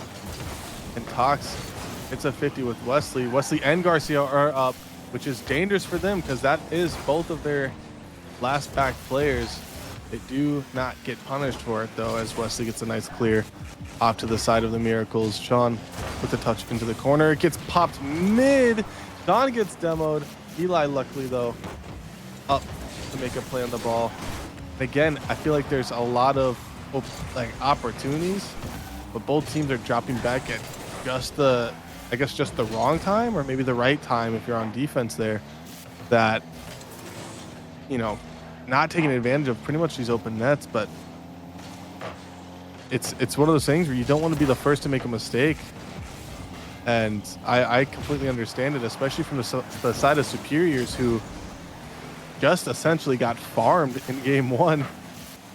Wesley now gets a pop over to mid. Cox gets a reset. Gets it past Garcia. 4s with no boost. Has to make a play here. Sean gets an opportunity. Garcia with a nice clear, though. Tox is there to follow it up. Gets a past 1. Tries to gather it. Pass another. Sean opts to retreat as Garcia starts an air dribble over him. Tries to get a 50 past Eli. Couldn't quite get it. Eli gets going to get sent to the backboard. Garcia with no boost here. Trying to make something happen as Sean tries to put it mid. 40 seconds left. Miracles now on their back foot, the same position that the Superiors were in last game. Need to make one happen here as 30 seconds are left. Not a lot of goals get scored with 30 seconds in a 3s match, especially at such a high level. But Garcia gets a dunk. Wesley is there. Forrest, little caught out. A lot of aggression coming out for the Superiors with the 2-goal lead with such little time left. But maybe it's we don't want to make a mistake on defense, so don't let your foot off the gas now. It's Forrest tries to pop it mid, but that'll essentially be the dagger as the Superiors take it. I would say pretty handedly. They were, yeah, the Miracles had 3 shots. Superiors had 8. And I mean, they're keeping it super, super close. I forgot to make a prediction before the series started, but since it's tied up now, I feel like I can properly do that. I think I'm still gonna ride with the Miracles here. And I think the Miracles are probably gonna take it in 4. Now that sounds a little weird after Duluth just like I said, won that pretty handedly. But from what I saw in the Miracles game 1, they were just firing on all cylinders, and I don't know if they just got a little too comfortable or what? As I say that, Force automatically gets a shot to start the series. Tox now gets an opportunity to try to make something, put something on the board. Sean with the dunk, Wesley and Force. The pinch, though, that could have been really good or really bad. Eli has to be the last man on the back wall. Tox ball dashing, trying to get there and make a play. Sean puts it mid, a little bit of an awkward bounce, but Wesley's the only one to follow it up. Eli just trying to keep the ball away from Duluth here. Sean pops it, Tox is there. Sean with the hard clears. Anyone back on the side of Duluth? Not necessarily as Wesley is now. I mean, I feel like every time I'm watching a lot of these players just transition from offense to defense, I'm seeing a lot of them do the exact same thing, and they're on top of each other a lot, and it's causing a lot of hesitation. And the team that does that the least has won both games so far. The team that is just not hesitating is the one that's won both games. And it did switch between the two. Eli now gets a shot mid, Force is there. Sean all the way back with no boost, just has to opt to hit it to the wall. Grabs one pad, but not enough as Garcia's already up. Gets it past one. Eli last man back. Opts to pop it and keep it away from Wesley. Doesn't want to play the 50. I completely understand that on your own goal line. It's Garcia now. Picks it up into the corner.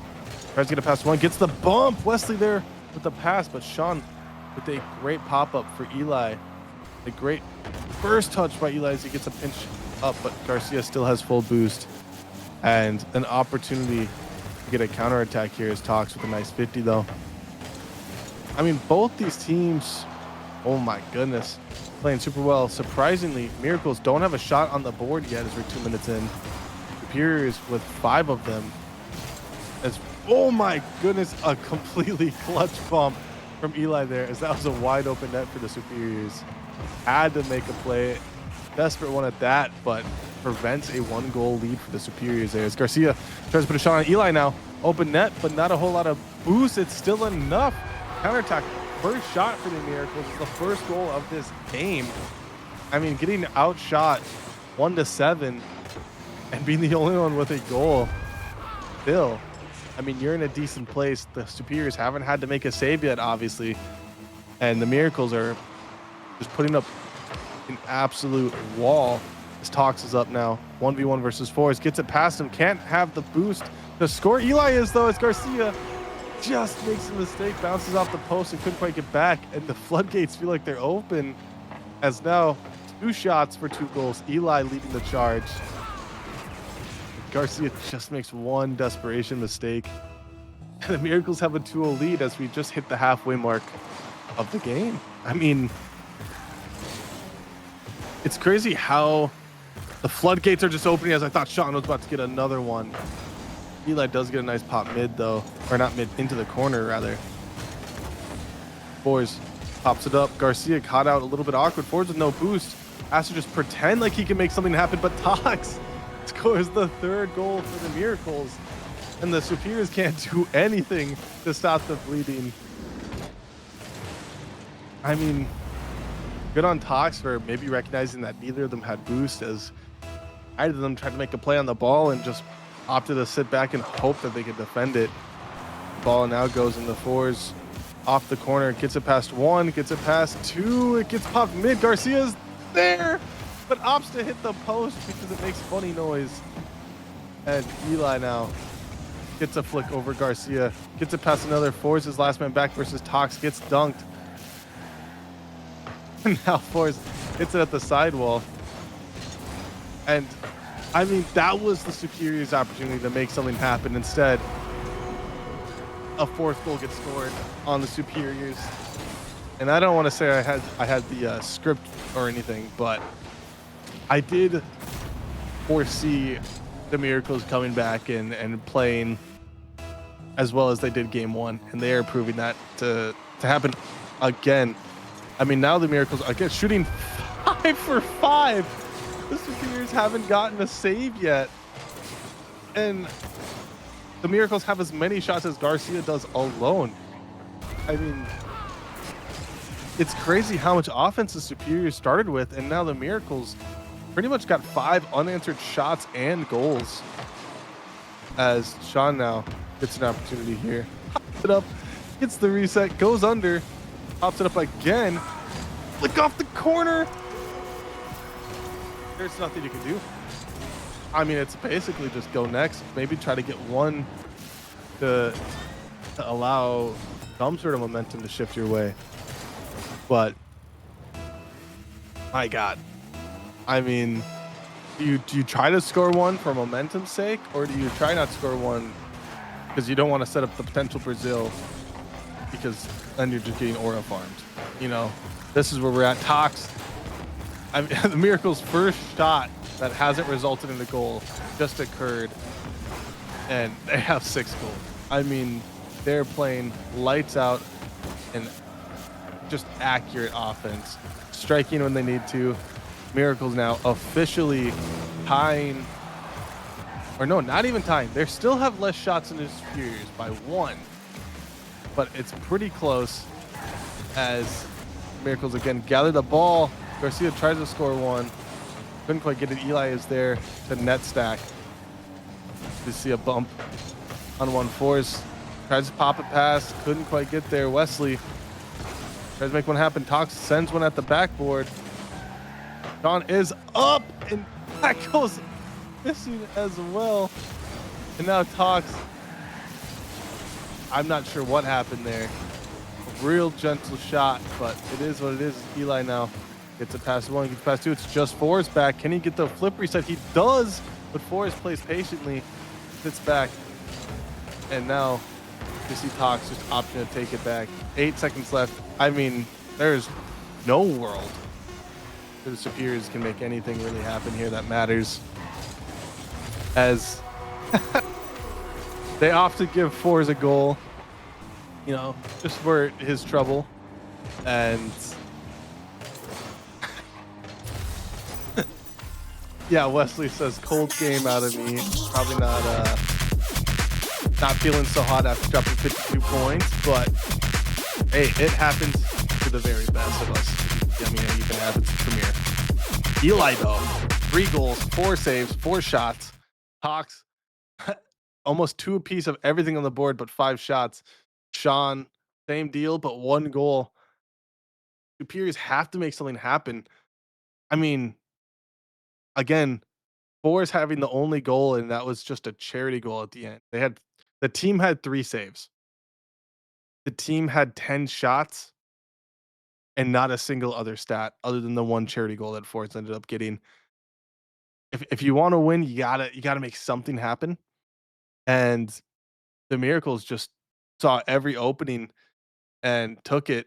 They just finally outshot the Superiors in the last several seconds of the game, 11-10, and yet the scoreboard is 6-1.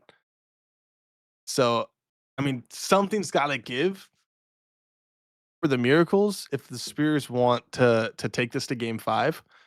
But with how dominant they played in games 1 and 3, it's not a whole lot.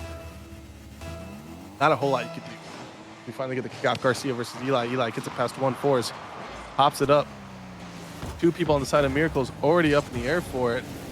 Those are the types of mistakes that Superiors have to be keeping an eye out for to try to take advantage. However, Force is already up from the other half. Garcia tries to get past 1. Eli with no boost. Force tries to get a shot on, but Eli with a nice diving touch. Not necessarily a save on the stat sheet, but a save nonetheless. Garcia now opts to take it to the corner. Forrest pops off the sidewall. No boost for him. Sean gets it clear. Garcia, a little bit of awkwardness. Eli just takes advantage of the situation. I'm not sure what happened there. Garcia, just a little bit of a misplay. And just a great touch. Wesley put on an island against Eli. Not in a position you want to be with how well he has been playing so far this series. And the Miracles, who are on match point, take a 1-goal lead. Fours with a demo on Eli, though. Maybe a little upset about what had just occurred. And missed touches coming out from the side of Superiors, giving the Miracles an open net. And I just feel like it's unlike Garcia to be making mistakes like that. But that's 2 now that have led to goals. Definitely 2 that he's going to want back and hopefully just try to get something going. I'm not sure what the team comms are like, but I know sometimes it's hard to get out of your own head after something like that occurs, not once, but even just twice as Wesley dodges the bump and gets it clear. That could have been 3 and just a full physical game. Just branching out now. Garcia tries to get it past one. Tox reads the soft touch. They get it clear now. Sean quick to keep the ball in play. Wesley with full boost, but not a whole lot of forward momentum. Tries to take it onto the side of the Miracles. Sean pops it off to the side. Tries to get it mid. Tox is there for a double potential, but Forrest clears it. Ford and Garcia now on top of each other. Garcia with no boost. Does get the steal though. Eli just with the hard clear. Tries to get it. Demo does get it. Tox puts it at the net. Goes off crossbar. And we're just here to enjoy the sound effects that the game has given us so far. Garcia tries to get a 50. Couldn't quite get it past one. Forrest is there to hit it at the wall. Wesley jumps up, Tox with the pre-jump, reads it the whole way up. And, I mean, some demo plays occurring. Garcia maybe with a double. Couldn't quite get it. Forrest is there for his attempt at a double. Sends it at the backboard. I mean, oh my goodness. Garcia now tries to shoot it, hits it off the backboard. Oh, they're having a real hard time. Eli caught out a little bit backwards, still gets a good clear. And another shot on net. I was about to say, if it bounced off both posts, the Superiors might be cursed, but they finally get one. I mean, that was their first goal scored on like their own will in the last 7.5 minutes, pretty much. I don't remember what it was like game 1 or how long it took, but they need to start generating something of an offense. I mean, we're halfway through this game, and they finally got there first. As Tox tries to get it past, didn't quite have the touch he's looking for. Eli now opting to just bang it since not a whole lot of boost on the side of the Miracles. They finally both get hundreds. Wesley now taking it to the corner. Tox is there, gets the double, but Forrest is just waiting patiently. Does get bumped off, though. Eli has to hit it up to the sidewall as there was a defender on the Superior side waiting for it. Forrest tries to get it clear, couldn't quite get it. Garcia, no boost. Wesley, as the last man back, does sit back, get a touch off to the corner. I mean, Superiors have to try to make some sort of counterplay happen and happen fast. I've noticed the way that the Miracles are playing, they're super aggressive. The only, real upside the Superiors have had is their attempts at counter-attacking, because the Miracles aren't super fast to get back on defense in transition. But the Superiors just kind of also slowing down with them. You see Garcia goes missing. Tox now has one touch, couldn't quite get it past Forrest. Sean tries to get it mid. Eli with the dive. This is an open net for Superiors to tie this up with 1 minute and 8 seconds left. Garcia now 2 goals on the stat sheet. I mean, it was a stolen goal, but this situation when you're up against match point, you want to ensure that you're getting the goal. So don't blame him at all there. And it also helps the stat sheet a little bit, trying to win MVP and whatnot. As we see Wesley now take it into the Miracles corner, does get the boost grab, gets a 50. Tox trying to make any play happen there. No one on the side of the Superiors that follows up quite yet. Garcia now gets one touch. Hard clear. Wesley off it, gets it past 2, but Garcia just hits it off the post. Wesley credited with the shot, but Garcia was almost the one to make it happen. Forrest now with a quick dunk. Sean is back. Wesley gets a demo on Eli. Maybe slows down the offense for the Miracles before it can even get started. Maybe not, as they still get an opportunity here, but now it's a 1v2. Forrest and Garcia versus Eli. Garcia with a double tap. Oh, screams over Eli. I mean, yeah, just not a whole lot Eli could do in that situation. Sean did end up getting back, but not fast enough. Eli was left on an island there. Garcia now all 3 goals for the Superiors, but all the other Superior players have the assist to help account for it. So they're making plays too. As Eli almost ties it up with just 10 seconds left. Sean now gets the hard clear. Garcia pre-jumps it. Eli trying to keep it up. Gets it over to one. Sean awkward. Just has to get one touch. Superiors now taking us to game 5. It is. Garcia, despite the misses occurring and, you know, unfortunately being the cause of a couple goals for the Miracle side, definitely bounced back this game. Definitely took advantage of the situations that arose from the Miracle's mistakes, such as the double tap situation he got into. But I mean, great showing from them, great resilience to bounce back and get what they needed here as we go into game 5. It's pretty close. I mean, in terms of shots, they pretty much bounced right back out. Um, just the difference, I guess, was the amount of mistakes that each team made, and Superiors end up making less mistakes that game. As we go into Matt's point here, it's once again going to come down to that as Tox gets an attempt here, almost gets bumped by, or almost gets a bump on Fours. Fours with the dodge. Tox now with full boost. He gets past mid, but a great clear from the Superiors. Now the Miracle's caught on their back for a little bit here as Tox with full boost does make a play. Now getting their own attempt at a counter, and I feel like the ball is just changing possession so rapidly here as both teams don't want to make a mistake. Garcia now with the 50. Wesley now no boost. The boost just spawned as he drove away from it. Eli tries to get it past one. Thought Wesley maybe had a touch, but Wesley couldn't quite get it. And I don't want to say the game's gotten a little bit sloppier. I would say it's gotten a little bit more unorthodox as Tox now gets a shot right into the top left, pretty much uncontested from a couple misses and a couple weird touches. Fours with no boost just caught out. Not a lot you could do in that situation, but just put a hand up and pray. And the Miracles end up getting the first goal of game 5 here. This Eli now tries to pop past one, couldn't quite get it. And Sean now with the opportunity gets another dunk from the Superiors here, who are just getting no challenges on Eli as he just makes a couple successful touches. Tox now with no power on his shot, but I mean, like, they dove to try to save it, couldn't quite get there. Wesley is up, couldn't quite get a second touch there. Eli now gathering it past one, couldn't quite get there. Sean bangs the ball up towards the nice dunk. Garcia gets a 50, but still ends up on the side of the Superiors. It's hard cleared. Garcia is there, but great touch from Sean now.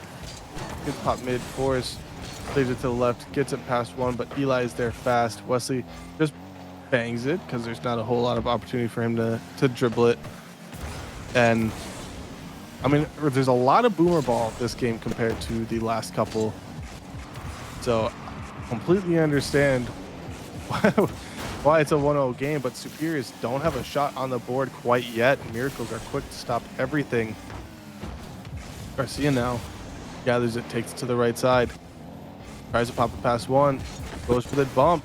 He gets past mid, but everyone on the side of the Superiors caught ahead of the ball. No one behind it. Sean now gets an opportunity. And super interesting situation they were just in, where I was looking around waiting for a follow-up from one of the Superiors players and saw literally nobody back. And 2 of them coming out of the Miracles net. So it is what it is. And maybe that aggression is what got them the opportunity in the first place, but they couldn't follow it up because of it. So they still do have 2 minutes left on the clock. If you're a Miracles fan here, you're hoping either get another one for cushion or hold on for dear life as Force just misses, bounces off the crossbar and the post. Garcia now gets an opportunity for a double, but Tox with a nice save. Scores, tries to get a sidewall, couldn't quite get the double.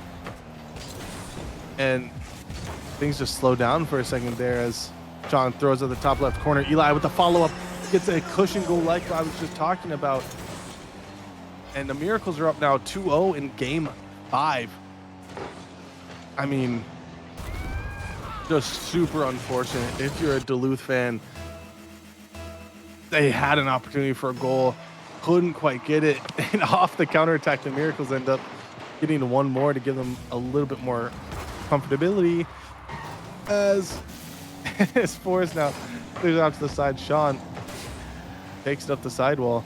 Garcia gets it past one, gets it past two. All of the Miracles players super awkward. But Eli with that diving touch. Now gets it clear. Wesley with full boost. Has to make something happen. Gives it to Garcia. Sean, no boost, but in the corner on defense. Just gets it away from any superior player to prevent any play happening. 1 minute left now on the clock. Demos coming up from Garcia. We'll be hoping that clearing the field will break some rotations and force them to be awkward. But Miracles just right back on track. Get to clear. Wesley now with the demo. 45 seconds on the clock now, as the Superiors have to make something happen, something they have not done before, which is score a whole lot of goals very quickly. Need to make it happen now. Hawks gets a demo on Wesley. Garcia doesn't get a touch, but fakes Eli. Gets it past another, but no one on the Superiors can really make a play on this. As Sean opts for a pass, no one back. The Miracles to make a shot. Garcia passes it to Wesley. Wesley doesn't get the boost, but does get a shot. Eli with a nice save. 13 seconds now. Shot on the net. The Miracles put the nail in the coffin on this series and score a third goal with 11 seconds left. It's not impossible, but it's not gonna happen. I mean, the level these players are at, yeah, that's GG. As the Miracles end up taking the series in game 5, 3-2. Every game that the Miracles won, it was like pure domination. And when the Superiors won, it was pretty much just by the skin of their teeth. And I mean, that shows a level of resilience that not a lot of players have. But it's just the Miracles. I mean, if you look at the stat sheet at the end of the day, the Miracles outscored Superiors by a significant margin. I mean, just straight up aura farming, just clip farming. And we had some really, really great shots from both teams, but the Miracles just winning it out here. As I'm going to quickly edit this sheet to kind of get a better rundown and feel for how the standings are affected by this. Miracles now sitting at the second seed as it bumps Superiors down to 3. I don't remember if that's that. I don't think that was the order it was before, but going into the major, it's a good spot to be in. Duluth still in the top half of standings. I don't think they can even be knocked down. No, everyone else has pretty much played the game. Knights still at the top, 3-0, but with a better game differential than Miracles. The Knights are, a 7-game diff to Miracles 4-game diff. Just, I mean, super top heavy in terms of like after. I mean, I guess Duluth has a 2-game diff. Alice have another 2-game diff. The bottom half trying to hopefully make something happen before the major that comes up here. Either way, we had a couple of really great series. Both went to game 5 tonight. So my voice is strained for casting both back to back, but I had an awesome time casting. And if you're ever interested in casting, let us know in the Discord. We hopefully will be getting some sort of announcement of the major, as well as potentially announcements with an application for some staff roles that we have opening up, including casting. Come join me on the broadcast, as well as many others. We'd love to have you. And make sure you guys use your Prime subs. Um, doesn't cost you a whole lot out of pocket, and it helps the league out a ton. and make sure you're buying jerseys and stuff if you're on a team. That also helps, and it helps the vibes. Statistically, teams that have jerseys often make it further. I'm not making that up. But yeah, thank you guys so much for joining me for week 3 premiere matches, season 12 of MCS. You guys have a wonderful night and good luck in the major.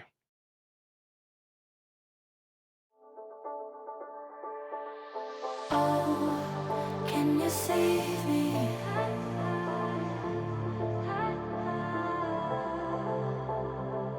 Please come and chase me. 'Cause I ran from everything I know. Even though I gave all of my love to you. Try so hard to keep this flame that grew between us, took my own